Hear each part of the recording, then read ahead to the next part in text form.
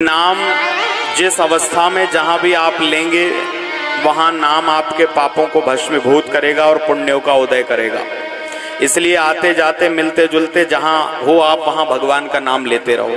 दूसरा फायदा, यदि आप हमेशा नाम लेते रहोगे, आप गाड़ी चला रहे हो तो मन में नाम स्मरण चलता रहे, आप खेत में हो तो नाम, आप ऑफिस में हो तो नाम, अंदर से नाम मन में स्मरण चलता रहे, तो उसका सबसे बड़ा फायदा क्या होगा?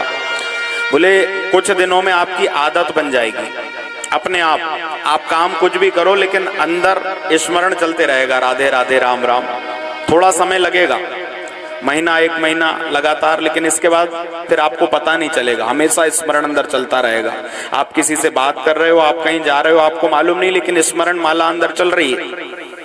इसका सबसे बढ़िया फायदा है कि ये शरीर एक ना एक दिन छूटना है, सबका छूटेगा। कब छूटना है इसकी कोई गारंटी नहीं है कि नहीं हम बुढ़ापे में जाकर 80 साल के होकर ही शरीर छोड़ेंगे, पता नहीं। बोले नाम स्मरण यदि अंदर लगातार चलता रहेगा तो कभी अचानक शरीर छूट भी गया तो शरीर छूटने के बाद पछताना नहीं पड़ेगा। आदत में नाम रहेगा, और जब नाम मन में रहेगा तो फिर यमलोक या नरक की यात्राओं को नहीं भुगतना पड़ेगा, फिर तो भगवत धाम की प्राप्ति हो जाएगी, परम लोक मिल जाएगा। दूसरी बात, इस संसार में रहने के लिए यदि आप नाम जप करते हैं तो नाम जप करते हुए यदि आप कोई काम करेंगे तो वो भगवान की भक्ति बन जाएगी। यदि आप दुकान चलाते हैं, मन में नाम स्मरण चल रहा है, दुकान चल रही है, तो वो भक्ति बन गई, वो कर्म भगवान को समर्पित हो गया।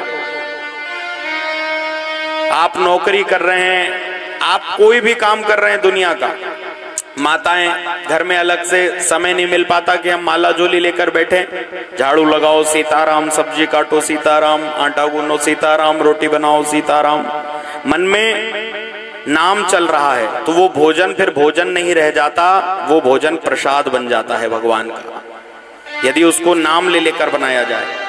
और विद्वान कहते हैं कि महाराज खाना, भोजन, प्रसाद और महाप्रसाद, इन चारों में थोड़ा थोड़ा अंतर है। एक बार हाथ उठाकर बताओ खाना किस किस के घर में बनता है? बाकी के घर में?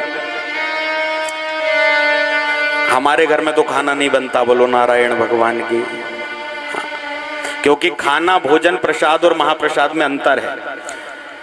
खाना किसे कहते हैं? बोले जिसकी कोई मर्यादा नहीं है, ना रसोई घर की मर्यादा, स्नान किया है नहीं किया, किचन में चले गए, क्या बनाना है नहीं बनाना, कोई भाव है नहीं है, केवल पेट भरने के लिए जो कुछ बना लिया जाए वो खाना।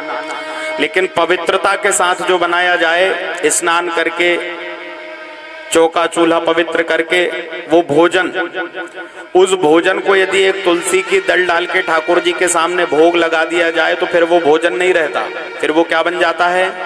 प्रसाद। और यदि भगवत कृपा से कोई संत महात्मा ब्राह्मण आकर के आपके घर में उस प्रसाद को पाले तो फिर वो प्रसाद नहीं रहता, फिर वो महाप्रसाद बन जाता है। यही अंतर है खाना, भोजन, प्रसाद और महाप्रसाद में। अब बताओ खाना किस किस के घर में बनता है? किसी के घर नहीं बनता, सबके घर भोजन बनता है।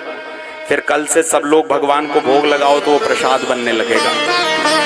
और जब प्रसाद ग्रहण करेंगे तो मन के विकारों को दूर करेंगे, क्योंकि जो भोजन हम ग्रहण करते हैं उसी से बुद्धि बनती है, उसी से मार्गदर्शन मिलता है, उसी से ऊर्जा मिलती है। इसलिए कहते हैं कि महाराज भोजन बड़ी पवित्रता से करना चाहिए।